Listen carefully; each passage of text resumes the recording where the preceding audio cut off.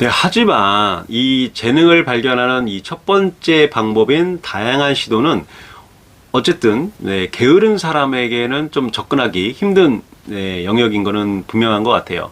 이 게으른 사람들에게 이렇게 다양한 시도를 하라고 하는 거는 너무 이제 귀찮은 일이기 때문이죠. 인간은 누구나 기본적으로 게으르다고 생각을 합니다. 안녕하세요. 반갑습니다. 저는 스스로 생각하기에 좀 게으르다고 생각을 하는데, 여러분은 좀 게으른 편인가요? 아니면 좀 부지런한 편이신가요?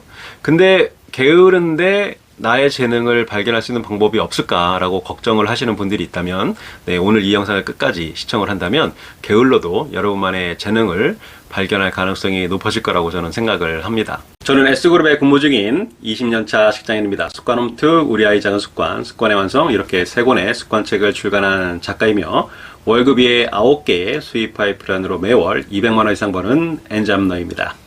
참고로 이 방법은, 오늘 영상에서 소개할 이 방법은 제가 수십 년 동안 직장에서 받은 이 업무 스트레스와 야근으로 아무것도 하기 싫고 아무 생각 없이 살다가 이 방법으로 재능을 발견한 방법이기도 하니까 분명히 여러분들에게 도움이 될 거라고 생각을 합니다. 재능을 발견하는 방법에 대해서 정말 많은 사람들이 얘기를 하고 있고 여러분들도 알고 있을 거라고 생각을 해요. 근데 제가 이제 개인적으로 소개하고 싶은 방법이 있는데, 요 책, 일의 격, 일의 격이라는 책을 쓴 신수정 작가께서 이 책에서 재능을 발견하는 이 2가지 방법을 소개를 하고 있어요. 첫 번째가 다양한 시도를 해보는 것인데요. 식상할 수도 있겠지만 이 방법으로 정말 많은 사람들이 재능을 발견했기 때문에 우리가 그냥 건너뛰고 무시하고 이거를 건너뛸 수는 없는 방법이니까 알아보도록 하겠습니다. 근데 이 책에서 예시를 든 게 뭐냐면, 이 캄보디아 출신의 스롱 피압이라는 당구 선수가 있어요. 근데 이 스롱 피압이라는 당구 선수가 데뷔 1년 5개월 만에 국내 여자 당구 랭킹 1위가 되었고, 그 이후에 이제 세계 랭킹 3위까지 오른 실력파인데요. 근데 놀랍게도 이 21살이 되기 전까지는 이 당구를 치기 위한 이 큐대라고 하거든요. 이 당구 큐대를 잡아본 적이 없다고 해요. 그러니까 21살에 한국인 남편과 결혼한 다음에 우연히 남편을 따라서 놀러간 이 당구장에서 자신의 숨겨진 재능을 발견한 거죠. 그리고 또 다른 예가 요즘 이제 인스타그램에 이 참신한 동영상을 올리고 있는 탤런트 이시영 씨인데요. 아마 여러분들도 많이 봤을 거라고 생각을 합니다. 근데 이시영 씨가 수준급의 권투 실력으로도 유명하죠. 국가대표를 뽑는 이 복싱 선수권 대회에서 준우승을 차지하기도 했으니까.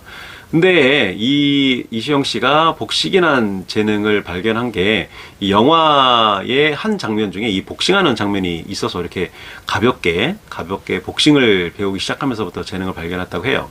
그러니까 이 복싱을 배운 지 1년 만에 아마추어 챔피언이 된 것처럼 정말 우연히 시작한 우연한 기회에 다양한 시도를 해봄으로써 자기 재능을 발견한 케이스라고 생각을 합니다.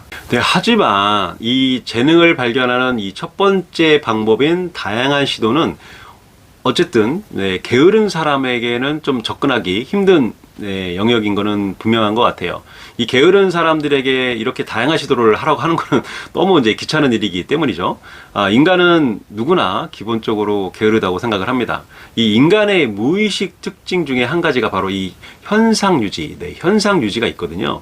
그러니까 우리는 이렇게 뭔가 평온함을, 일상생활 속에서 평온함을 느끼는 이런 각자의 안전지대, 이렇게 안전지대에 살고 있는데, 이 성장을 하기 위해서, 어제보다 좀 더 성장을 하기 위해서는 우리가 이 안전지대를 이렇게 벗어나서 자꾸 새로운 시도를 하고 도전을 해야 하는데, 근데 우리의 이 무의식은 뭔가 기존대로 안전한 울타리 안에서 생활하기를 선호를 합니다. 그래서 이 변화에 성공하기도 힘든 거고, 성공한 사람도 극히 드문 거죠. 요즘 MZ 세대들에게 MBTI 성격 검사가 유행하고 있죠. 근데 저도 받아봤고 아마 여러분도 알고 있을 거예요. 근데 MBTI는 마이어스 브릭스 타입 인디케이터의 준말이고요. 이 마이어스와 브릭스가 카롤 융의 이런 심리 유형론을 토대로 고안한 성격 유형 검사예요. 근데 MBTI가 이제 다 아시겠지만 이 4가지 분류 기준에 따라서 인간을 16가지 심리 유형으로 분류를 하고 있는데, 복잡한 거 아닙니다. 여기서 강조하고 싶은 게 있거든요. 이 4가지 기준이 외향과 내향, 그리고 감각과 직관, 그리고 사고와 감정, 그리고 판단과 인식 지표들로 구성이 되어 있습니다. 근데 이게 뭐 이거를 이제 외우라는 게 아니라 여기서 이제 제가 이 재능을 발견하는 이 첫 번째 방법인 다양한 시도와 관련해서 예시로 들고 싶은 기준이 이제 이 감각과 직관이라는 지표예요. 이 감각을 중시하는 사람은 뭔가 상상력을 발휘해서 뭔가 새로운 시도를 하기보다는 현재까지 지금까지 경험한 내 경험을 근거로 판단하는 것을 선호한다는 거예요. 그러니까 예를 들어서 평소에 이 출근하는 길이 있는데, 운전해서 이렇게 출근하는 길이 있는데 바로 옆에 좀 더 회사에 빨리 갈 수 있는 새로운 길이 생겼다고 가정을 해볼게요. 근데 이 감각을 중시하는 사람은 이 새로운 이 길이 지금까지 가본 적이 없겠죠. 처음 생겼으니까. 근데 괜히 이 길로 갔다가 뭔가 사고가 있어서 아니면 길을 잘못 들어서 지각할 수 있겠다, 이런 걱정 때문에 이 평상시 출근하던 길을 선택을 한다고 합니다. 그러니까 참고로 저도 감각을 중시하는 사람 중 한 명이라서 실제로 이렇게 옆에 새로운 길이 생겼더라도 저는 이제 가던 길로 출근을 할 것 같아요. 근데 반면에 이 개방성이 높은 이 직관을 중시하는 사람은 이렇게 뭔가 새로운 경험을 선호를 해서 옆에 새로운 길이 뚫렸다고 하면, 좀 더 빨리 갈 수 있다고 하면 출근할 가능성이 높다고 합니다.